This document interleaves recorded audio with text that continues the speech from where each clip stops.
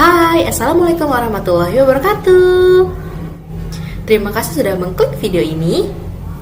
Sekarang kita sudah pindah buku ya ke tema 5B, yaitu tentang udara bersih bagi kesehatan.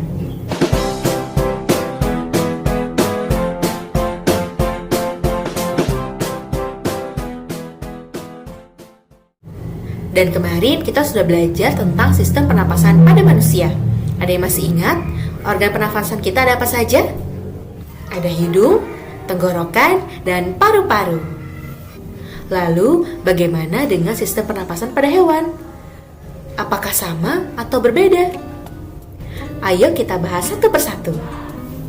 Sebelumnya, tujuan pembelajaran hari ini adalah pertama, agar kalian mengetahui sistem pernapasan pada hewan dan agar kalian mengetahui alat pernapasan pada hewan. Pernapasan pada hewan, karena hewan adalah makhluk hidup yang bernapas setiap saat, sama seperti kita manusia. Hewan memiliki organ pernapasan yang berbeda-beda. Beberapa hewan memiliki organ pernapasan dan proses pernapasan yang sama dengan manusia, misalnya mamalia. Mamalia itu hewan yang berkembang biak dengan cara melahirkan. Beberapa hewan lainnya memiliki proses pernapasan yang berbeda dengan manusia, seperti ikan dan amfibi. Jadi, bagaimana cara mereka bernapas? Ayo kita bahas satu persatu, check it out. Pertama ada mamalia. Hewan mamalia memiliki organ pernapasan dan proses pernapasan yang sama dengan manusia, yaitu ada hidung, tenggorokan, dan paru-paru. Baik mamalia darat maupun mamalia yang di air bernapas menggunakan paru-paru. Mamalia darat seperti sapi, singa, harimau, kelinci, kucing dapat bernapas dengan mudah. Lalu, bagaimana dengan mamalia yang hidup di air, seperti lumba-lumba dan paus? Lumba-lumba dan paus juga bernapas dengan paru-paru. Lumba-lumba bernapas dengan cara muncul ke permukaan air. Udara masuk melalui lubang berkatup di atas kepalanya ketika mengambil oksigen di permukaan air laut. Lubang tersebut akan terbuka. Saat mereka menyelam kembali, katup akan menutup kembali. Lumba-lumba dan paus sering menyemburkan air melalui lubang berkatup untuk mengeluarkan air yang masuk ke dalam katup. Lalu ada burung. Burung bernapas menggunakan paru-paru dan pundi-pundi udara. Pada saat terbang, burung bernapas dengan bantuan pundi-pundi udara yang berisi oksigen. Ini pundi-pundi udara burung. Ini lubang hidungnya. Ini trakea atau tenggorokannya. Ini paru-paru. Dan ini pundi-pundi udaranya. Apabila sayap dikepakkan ke bawah, pundi-pundi udara akan terjepit sehingga udara keluar dari pundi-pundi udara menuju paru-paru. Ketika sayap dikepakkan ke atas, pundi-pundi udara akan mengembang dan karbon dioksida dari paru-paru masuk ke dalam pundi-pundi udara. Ketika hinggap, burung bernapas dengan menggunakan paru-paru tanpa bantuan pundi-pundi udara. Burung juga mengisi pundi-pundi udaranya dengan oksigen. Jadi ketika burung terbang, burung bernapas dengan bantuan pundi-pundi udara. Tapi ketika burung sedang tidak terbang, ia bernapas dengan menggunakan paru-paru dan mengisi pundi-pundi udaranya dengan oksigen. Kemudian ada amfibi.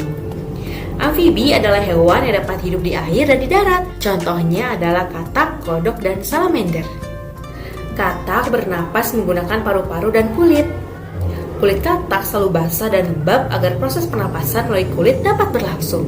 Katak dewasa bernapas menggunakan paru-paru dan kulitnya yang basah. Kalau anak katak atau berudu, ini ya anak katak atau berudu, dia bernapas dengan 3 pasang insang luar. Insang luar berupa lembaran-lembaran kulit luar yang halus dan mengandung pembuluh darah kapiler. Setelah berumur 9 hari, berudu bernapas dengan insang dalam. Seiring dengan pertumbuhan berudu menjadi katak muda, insang dalam menyusut dan paru-paru mulai berfungsi. Ketika anak-anak, katak bernapas menggunakan insang. Ketika mereka dewasa, Mereka bernapas menggunakan paru-paru dan kulit. Lalu ikan. Ikan bernapas dengan insang. Rigi-rigi insang berfungsi menyaring kotoran agar tidak masuk ke lembaran insang. Lembaran-lembaran insang ini ya berfungsi sebagai tempat pertukaran oksigen dan karbon dioksida. Ikan tidak mengambil oksigen dari udara ya, tapi ikan mengambil oksigen yang terlarut dalam air. Oksigen bersama air akan masuk ketika mulut ikan terbuka. Ketika mulut ikan terbuka, tutup insang akan menutup. Kemudian, tutup insang terbuka, lembaran-lembaran insang akan menyerap gas oksigen yang terlarut dalam air dan mengeluarkan gas karbon dioksida. Lalu ada cacing. Cacing merupakan hewan yang bernapas secara langsung, yaitu oksigen masuk ke dalam tubuh tanpa melalui organ pernapasan. Cacing bernapas melalui permukaan kulit yang mengandung banyak pembuluh darah. Permukaan kulit cacing tipis, basah, dan berlendir. Lalu bagaimana cara cacing bernapas ya? Gas oksigen diserap oleh cacing melalui permukaan kulitnya. Lalu, gas karbon dioksida dan uap air pun dikeluarkan melalui permukaan tubuhnya. Sangat sederhana bukan? Gas oksigen sangat mudah diserap oleh permukaan kulit yang basah.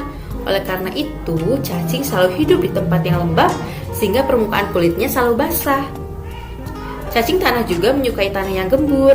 Tanah yang gembur memiliki banyak rongga udara sehingga cacing mudah mendapatkan oksigen untuk bernapas. Lalu yang terakhir ada serangga. Serangga bernapas dengan trakea. Kalian tahu hewan apa saja yang termasuk serangga? Betul, ada belalang, capung, kupu-kupu, jangkrik, dan sebagainya. Tadi ya, serangga bernapas dengan trakea. Trakea adalah saluran udara yang memanjang dan bercabang-cabang membentuk saluran lebih halus yang disebut trakeol. Trakeol tersebar di sisi kanan dan kiri tubuh serangga. Ini kantong-kantong udaranya dan ini trakeanya. Di sepanjang ruas sisi kanan dan kiri tubuh serangga terdapat lubang-lubang kecil yang disebut spirakel. Nah ini, lubang-lubang kecil ini disebut spirakel. Nah, spirakel adalah ujung saluran trakea yang berfungsi sebagai lubang masuk dan keluarnya udara. Jika serangga sedang aktif bergerak dan membutuhkan banyak oksigen, maka spirakel akan terbuka. Tapi, jika serangga tidak aktif bergerak, maka spirakel akan tertutup.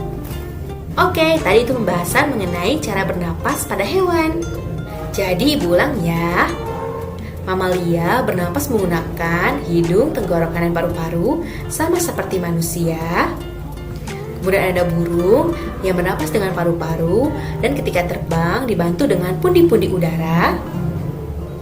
Lalu ada amfibi seperti katak, kodok, dan salamander yang bernapas dengan paru-paru dan kulit. Kemudian ada ikan yang bernapas dengan insang. Lalu ada cacing yang bernapas dengan permukaan kulitnya yang lembab atau basah. Dan serangga yang bernapas dengan trakea. Sekarang tugas kalian di rumah. Silakan buat tabel ini di buku tulis kalian masing-masing, dibuat yang rapi menggunakan penggaris ya. Ada 10 hewan di sini. Ada cacing, buaya, katak, harimau, belalang, ikan koki, burung elang, gajah, capung, dan ular.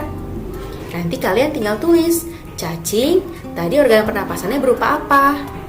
Buaya apa, katak apa, hingga seterusnya. Kalau tidak ada di buku, boleh cari di internet.